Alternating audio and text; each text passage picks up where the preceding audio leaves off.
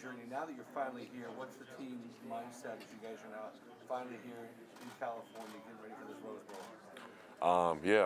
Mindset is play the best we can, and the granddaddy of them all, really. This is an amazing opportunity for the program, for the university to, be the first team to go to the Rose Bowl. And, as much as we want to enjoy all the festivities that come with it, we know ultimately we're here to play a game and to win a game. And so we're going to do everything we can just to make sure we put ourselves in the best position to win.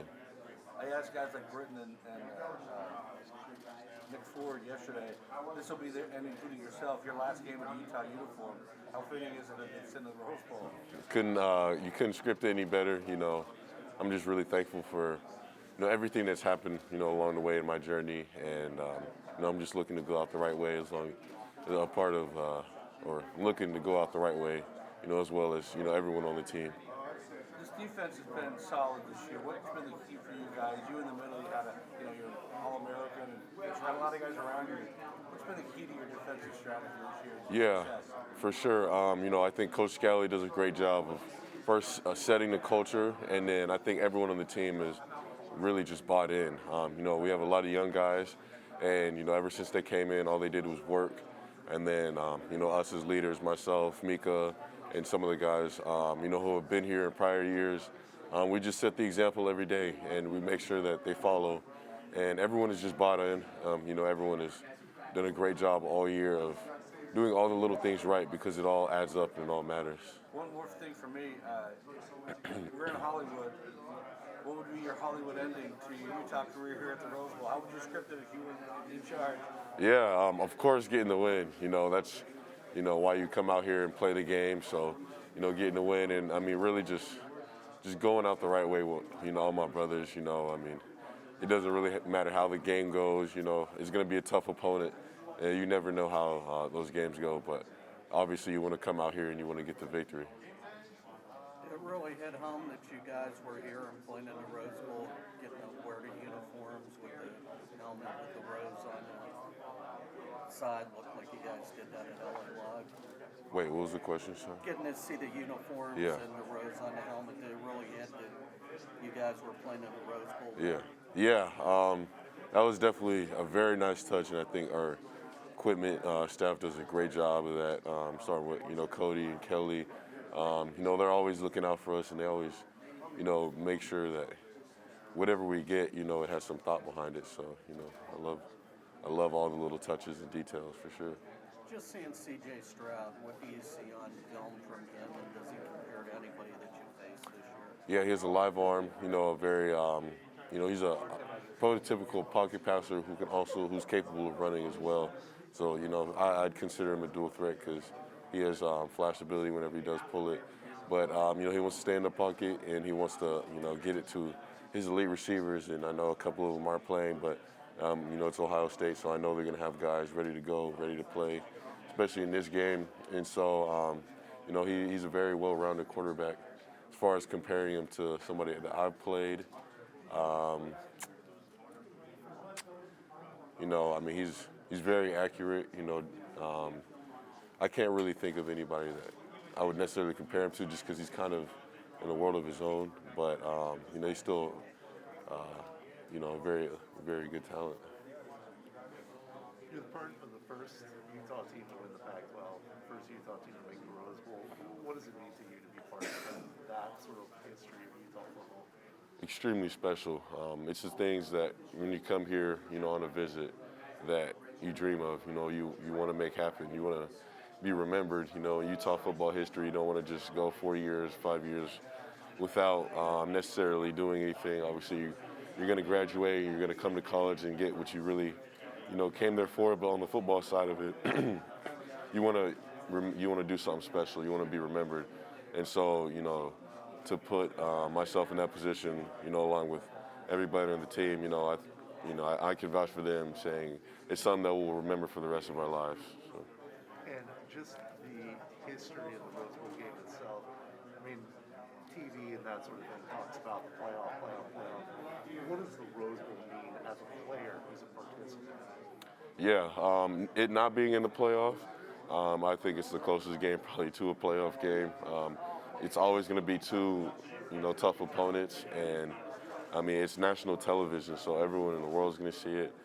I mean, it's really just a historic game, that everyone in the nation looks forward to. So even though it's not a playoff game, or not one this year, I think the hype behind it is just as of a playoff game.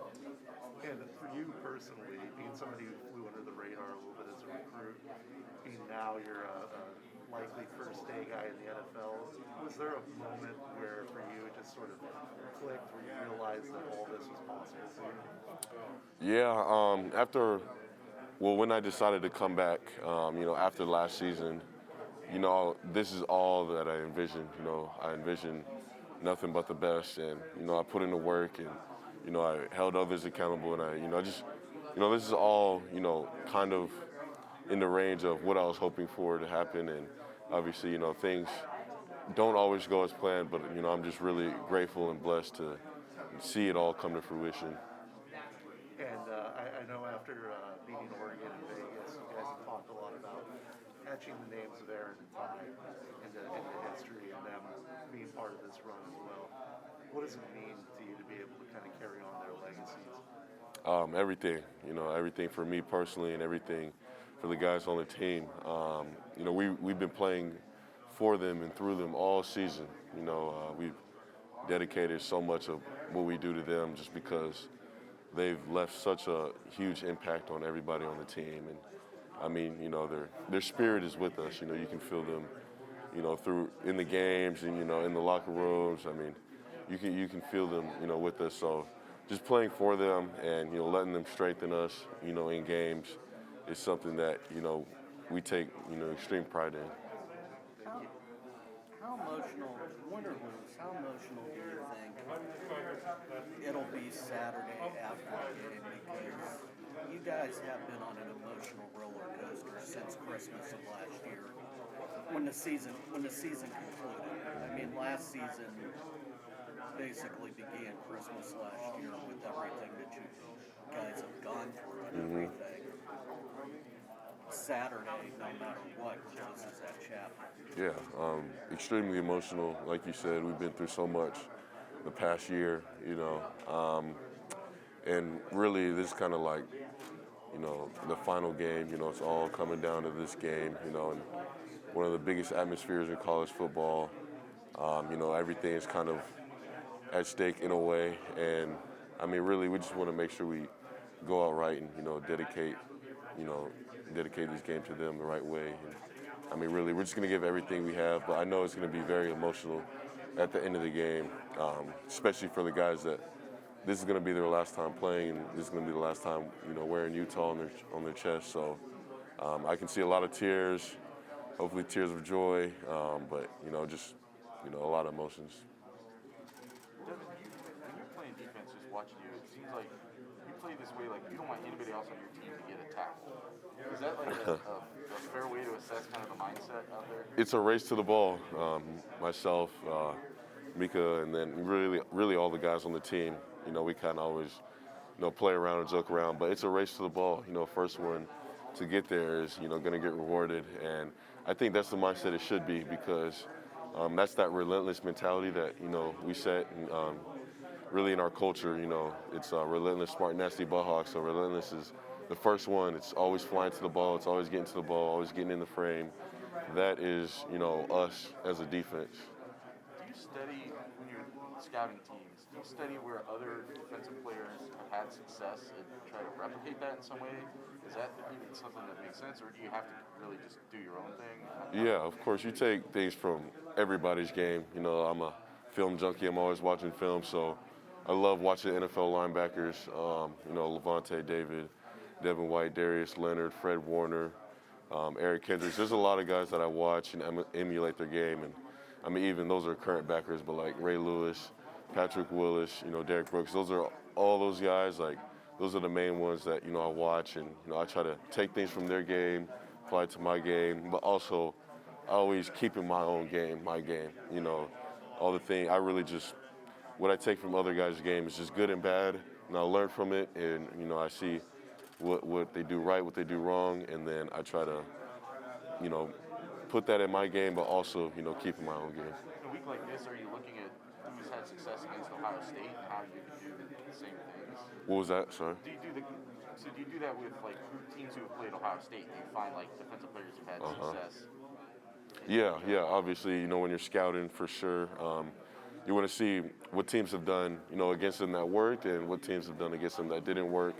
And that can be scheme-wise, that can be personnel-wise, how you're attacking an individual player or how you're attacking the offense.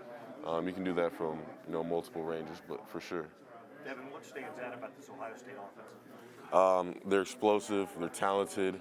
They're going to be missing Chris Olave and Garrett Wilson, obviously, and along with their left tackle. But, I think they're still going to be, very, very talented. And, they're a team that's so well-rounded. They're very good at running the ball, but definitely will take the top off you as well. So I'd just say they're a complete offense, really. They have the players who can get it done, good coaching, and you can tell they're very technically sound with what they do. I just asked Morgan this, I'll ask you. Does C.J. Stroud compare to anybody you've seen in your career at Utah? Yeah, keep getting that question. I can't necessarily, put an exact comparison on him. What did Coach Scally say? He said he sees some traits Justin Herbert had as a quarterback. Justin Herbert. See that? CJ is, for me, he's definitely, in a kind of his own world, but at the same time, he's got a lot from a lot of quarterbacks' games.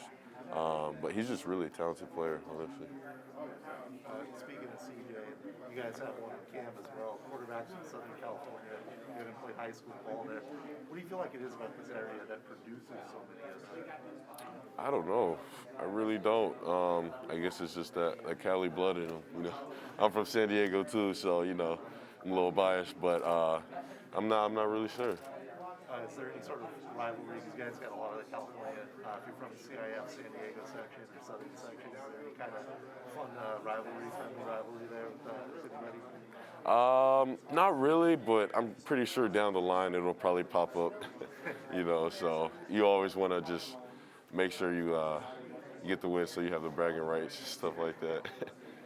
Devin, what does it mean for you to play in the Rose Bowl? It's obviously everything as a program. This is something that every Pac-12 team, strives for, year in and year out, because you know that you won your conference and then you really made it to the granddaddy of them all. So, obviously you want to be in the playoffs, but this is like right next to the playoffs. So I think this is, it's obviously the biggest bowl game in college football, and I think the hype around it, makes it, a game that anybody would want to play in. So. Do you guys still feel like you guys have to prove something on a national stage? I personally feel like Utah isn't the most respected nationally. I don't think, in comparison to a lot of guys on the East Coast, Utah gets as much recognition. So I know personally for me, I feel like this game will help Utah get a little bit more respect. Remember the first time you felt comfortable as a linebacker after not playing in a national? Yeah, let me go back. It would probably be somewhere around my sophomore year. I would say 2019, going into that fall camp, is when I felt the most comfortable. I was ready to play. And that's when they announced that Manny Bone was actually leaving the program. But even up to that prior, I was ready to compete at a high level, and I was ready to, play linebacker. That's when I felt like the most comfortable, like ready to really play, Division I college football at linebacker. Because it takes some time to get into that sort of rhythm, how would you advise a young player that's coming in and just get them ready? I would tell them, that first play, give it everything you have. Go full speed, balls to the wall, and then that'll kind of set the pace for them, and then everything else will just be more comfortable. They'll slowly get more and more acclimated to the game speed and everything. And eventually it gets to a point where you're just playing football, which is all it really is at the end of the day, something we've all been doing for so long. And, even as much as big as the game is and, everything that's at stake, it's still just a game, and, you're still just playing football, and that's also something I would tell them. So I know there's going to be nerves from everybody, but get that first play out of the way and then just let the game come to you. For all the ups and downs that this team has faced this season, how do you want this team to be remembered? I personally want it to be remembered as one of the best football teams that ever came through the University of Utah. That's obviously something everyone sits out, and you want to be a part of a team like that. And I think everyone on this team has worked for that since January, really, and to be able to put ourselves in position to accomplish that goal is just a blessing. Got a couple quick fun ones for you. If you had one actor play you in a movie, who would it be? If I had what? One actor play you in a Play movie. me in a movie? Shoot. Depends how old I am, but if I get to a point, I don't know, Denzel Washington, he's kind of the GOAT. Probably go with him. And then last one is, who's usually on the aux cord in the locker room and what's on the playlist? Sheesh. I give that to my boy DJ Sensei. That's Andrew Mustafa. He's the other linebacker. He's in my pod too, and he's always kind of playing music. So he got some bangers, so I'll give it to him. Could you describe the way that coaches develop players who might have come there, having to change positions, maybe not been the best recruits? How would you summarize how they actually get the best out of you guys as the years go on? For sure. I think our coaches are some of the best in the nation, and the results prove that by year in and year out. Getting guys to the draft, and I mean it all starts with the culture they set, and then it's a matter of holding you accountable. Ultimately, the players, it's all up to the players on how much they buy in or not. But the coaches do a great job of holding you accountable for everything in the program, not letting anything slide, and they do it the right way. They genuinely love you and they care for you, and they make sure you feel that. And then they just make sure that the standard that they set is it's held to that standard. Day in and day out. There's never a drop off. You'll never see anything different from them. They're going to hold you accountable every day, and that's where you get the best out of yourself. And then it eventually gets to a point where that's habitual for individual players, and the coaches don't even have to get on them anymore, and they expect those players to lead other guys. And eventually it just gets to a point where it's a cycle, and I mean everyone is really leading each other. Dan, when the first examples of when you realized the detail that they coach with, and being really exacting about hand placement and everything else, do you remember what that process was like then? When I was first coming in, yeah, it was definitely different. Coming from high school, especially whenever you move from free safety, being in the post, to playing linebacker and being in the box, it was definitely a lot different. And I really just realized how detail-oriented and intricate the game of football was, because, before I'm just going out there and it's like, okay, I got to catch this ball and then I got to run in the end zone. But now you realize how much even just, half a yard of your alignment, matters, or the hand placement or the pad level. I mean, all the little details goes into you either winning or losing your battle. And so that's what helped me. Devin, 4 Ohio State players opted out. Obviously, you haven't. Why did you make that decision? Yeah, I really couldn't have seen myself not playing in this game. Just finishing off my career the right way, and really playing for everybody, who's got me here, is kind of my MO. I definitely wouldn't have got here just by myself, and I'm extremely appreciative and grateful for, everyone in this program, and I really couldn't have seen myself not playing in this game, especially it being the Rose Bowl. I really couldn't see myself not playing. Because this is the ultimate game for you guys. This was your goal to get here, right? Yeah, this is. You obviously want to make the playoffs and be in contention for a national championship. And the season didn't start off well enough for ourselves to put ourselves in that position. But being in the Pac-12, this is something you shoot for every year. And I mean that shows that you won the Pac-12, you won your conference, and now you're on to the biggest bowl game in the history of bowl games. And so really just to go out that way and really put ourselves in position to make history, make Utah football history. You really can't script it any better, and I'm just grateful for my journey. To play against a team like Ohio State that's got such a highly ranked offense, do you view this as an opportunity to boost your NFL draft stock even more? You obviously always can boost your draft stock with every game. I'm really going out there because, I want to compete with my boys for the last time. And, I want another ring. And I just want to go out the right way. What are the things that stand out to you when you watch Ohio State on film? Yeah, talented, well-rounded. You can tell schematically, they're very good at what they do. So it's going to be a tough task for, everybody, every position on defense. Doesn't matter what position you play. They're talented and they're smart, and it's going to be a challenge. You were not a five-star guy coming to college. At what point did you realize I can not just be a good college player, but I can kind of blow up in a way that should happen? Yeah, that was always my goal going into college. I knew that I had all the ability, and when I first got into college, my mindset was really just on playing, getting to the position where I can play. I would say once I started playing, in 2019, that's when thoughts of like, okay, now I can really do something in the NFL. Like after the 2019 season, that's when, thoughts started to really become a reality because it's always in your mind. You always understand that you're capable of doing it, but for it to actually be a reality is a different story. And you kind of do everything.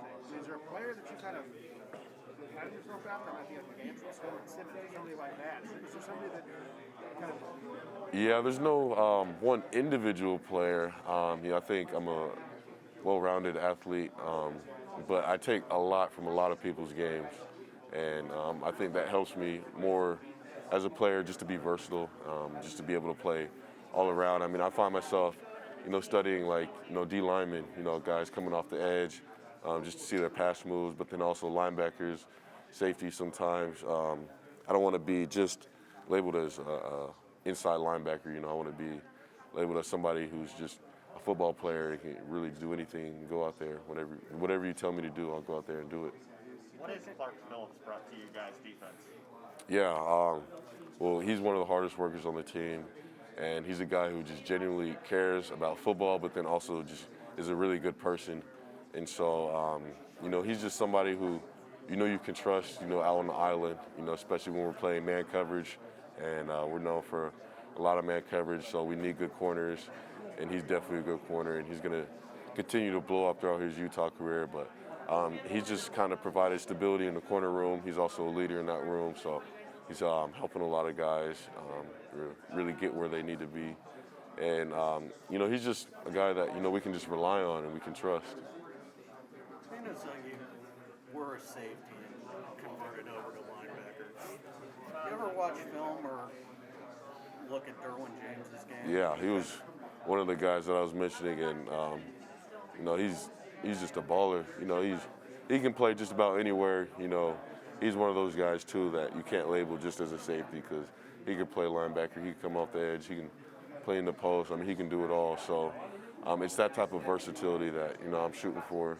Obviously, I have a little bit more weight on him, so you move around a little bit more according to where you'll fit best. But I think he's an excellent player. He's a guy that I study. I love watching.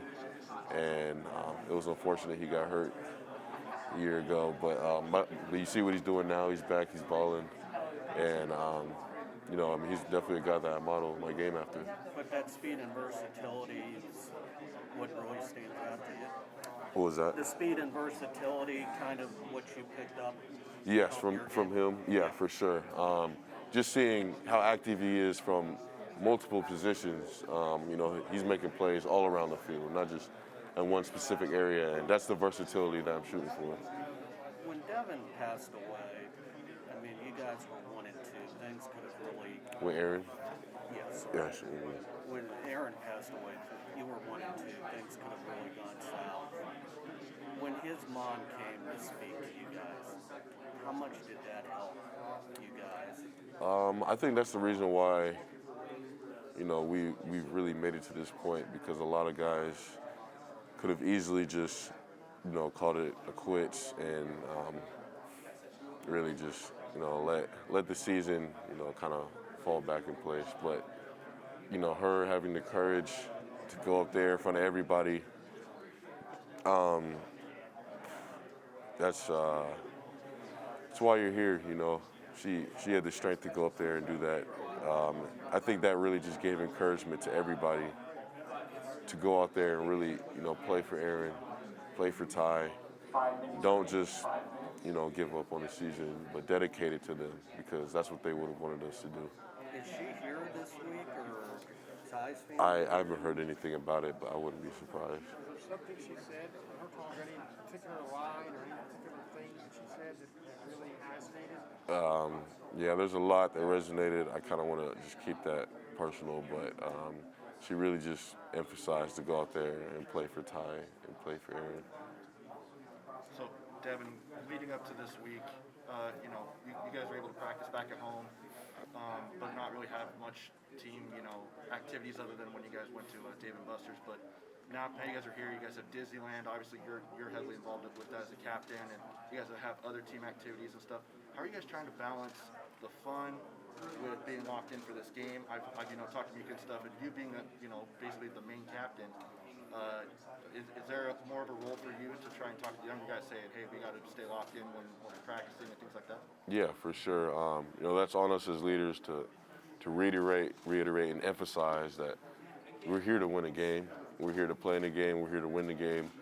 And we want to make sure everyone is having as much fun as possible because it's an opportunity that not a lot of people get, especially going to Disneyland and stuff like that. Like, whenever we're there, we want to enjoy that, as much as we can. But this is ultimately a business trip against a very tough opponent.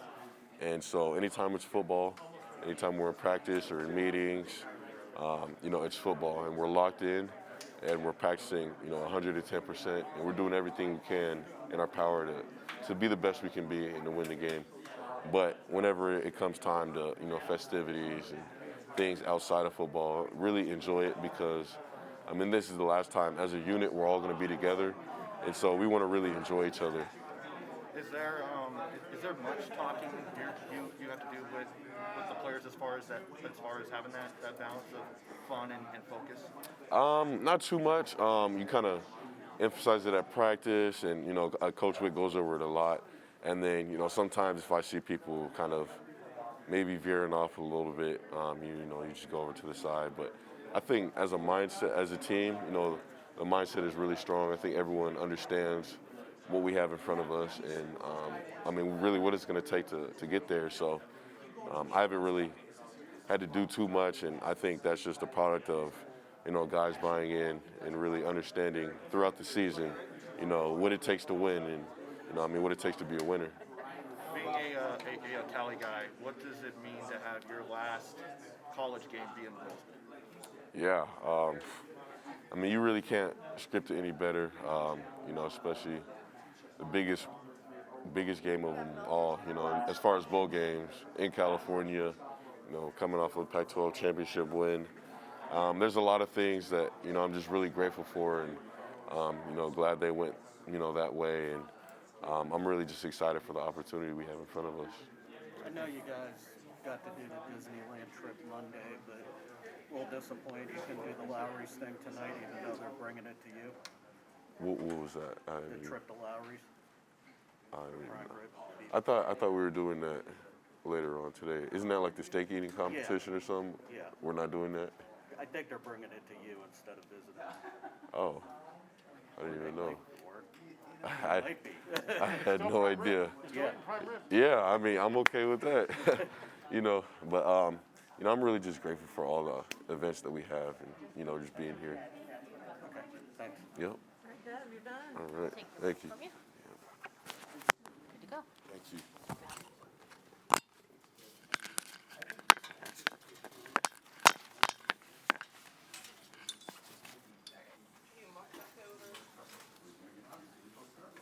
They're going to send it all to us. All the stuff from the museum.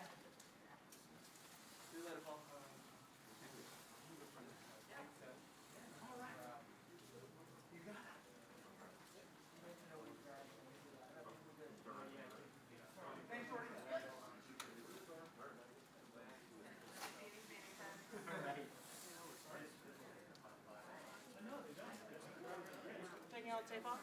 Yeah, just the blue. Go ahead, man. You never threw a collegiate pass in your